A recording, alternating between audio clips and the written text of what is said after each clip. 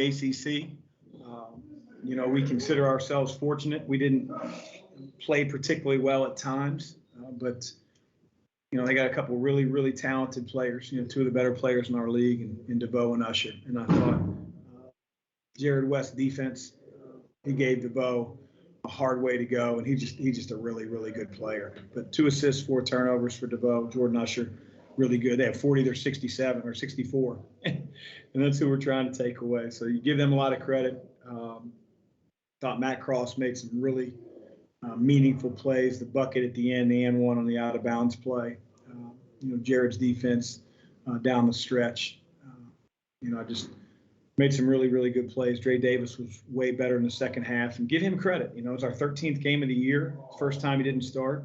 He didn't hang his head, and he has a heck of a second half for us. So we started going to him, and he made a couple big buckets. So just goes to show that if you stick with it, good things can happen to you if you have the right attitude. So now we got to turn around with a quick turnaround now that we play on Sunday and get ready for Pitt on Wednesday. Go to Tyler. Hey, Chris, we know what Malik would bring this year on the defensive end and as a rebounder, but offensively, how much have you seen him grow on that end of the floor? He looks a lot more confident than in the beginning of the year. He's definitely more confident. I think, for so long, not just the beginning of this year, but just for so long, his first concern's been his health. Am I allowed to play? Can I play? How much am I allowed to practice? Am I allowed to go 2 days and then I have to take a day off? And we're past that point now. He's literally an everyday guy and has been for quite a while now. And I think it's allowed him to start only thinking about basketball, not his ankle, not his foot. I feel like, again, knock on wood, those injuries are injuries of the past, and he's only focusing right now on what do I need to do on both ends of the floor to help our team win. And I think because of that, he's really gained a lot of confidence. He's playing like a true senior, and I think he can continue to get better. We tried to go to him at the end, lost the ball a couple times, and I think he's going to continue to get better and have a meaningful senior year. Other questions for Coach?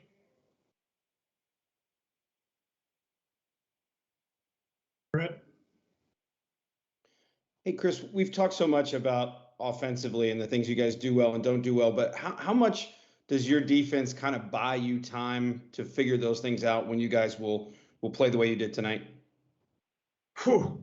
I mean, we're going to play some teams that have even more offensive firepower than Georgia Tech, and so we've got to grow, man. We've got to play better. We played guys a little bit heavier minutes tonight because I felt like when the first wave of subs came in, they hurt our energy. A nice little lead evaporated. We didn't get a whole lot of confidence in them, and that's on them. And so we obviously missed Mason Faulkner. I thought he played with a ton of energy and confidence the other night against Wake, but be that as it may, guys are getting their opportunity. They got to make more of it. And when we become a little bit deeper team and a little bit more trustworthy team, 1 through 9, then I think we'll be better offensively and we'll be a better team because of it. But that hurt tonight. There's no doubt about it. Our defense is going to have to carry us, and we're going to have to play some muddy games until we figure out how to take care of the ball and score it. Michael? Chris, you touched on it a little bit there with Dre and his strong second half and not being being the first time he's come off the bench all year long. What was the interaction like leading into the game when he learned that he wasn't going to start? And could you tell, from his body language, maybe coming out of the half, that maybe he's going to give it a little bit more?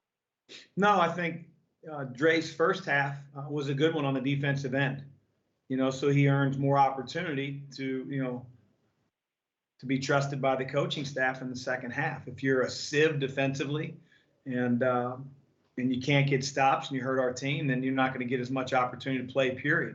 And I never have to worry about Dre hanging his head. He may make mistakes, but he never hangs his head. He's an all-in type guy.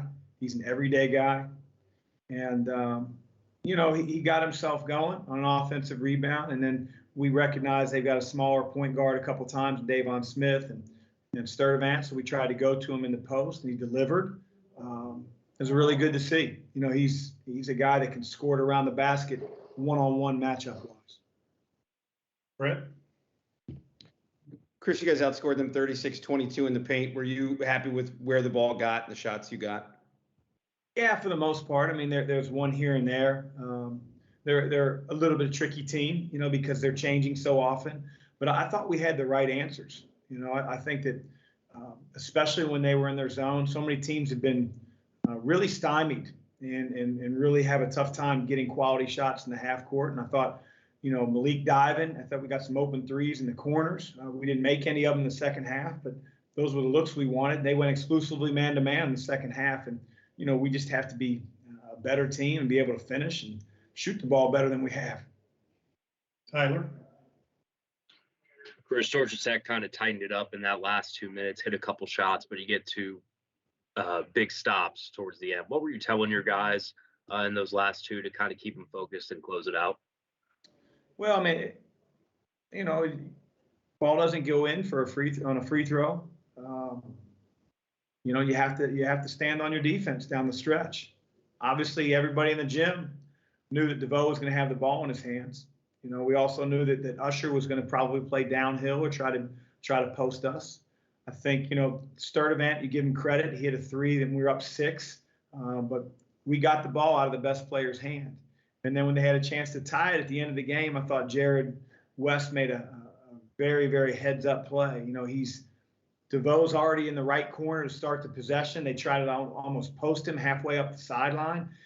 Jared actually, you know, stunts at the basketball, Sturdivant, so he picks up his dribble, then he flies back to his man. The pass isn't open, and they end up, you know, Sturdivant ends up shooting the ball. And again, he's a good player. The shot could have gone in, but he was the one guy I wanted taking it. And our team executed down the stretch.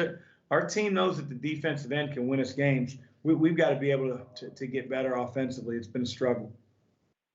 Go to Michael and then Brett. Chris, a long way to go, obviously, in the season, but got to be pleased with the 3-0 start in the ACC, especially with 2 of those on the road. Your thoughts at the undefeated start through 3 games? Yeah, I'm certainly pleased, but far from satisfied. You know, in some ways, I'm a little disappointed that we didn't play better tonight. But like, how can you be disappointed in a win?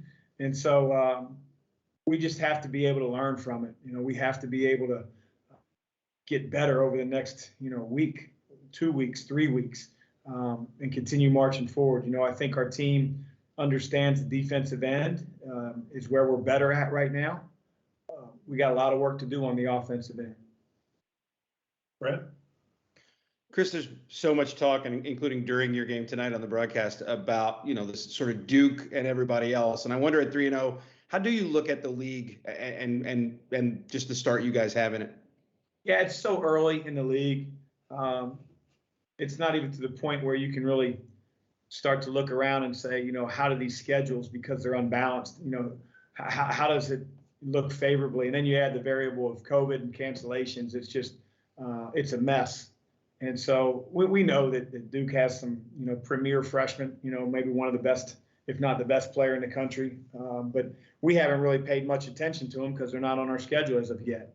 So we can only play the teams in front of us, and we've got to worry about Pitt on Wednesday. And as far as the league goes, I really, at this point, Brett, with all due respect to the question, don't really care. I'm just trying to figure out how to get the Cardinals better. Coach, thank you. Thanks, everybody, for joining us. That'll do it for me. Thanks, guys.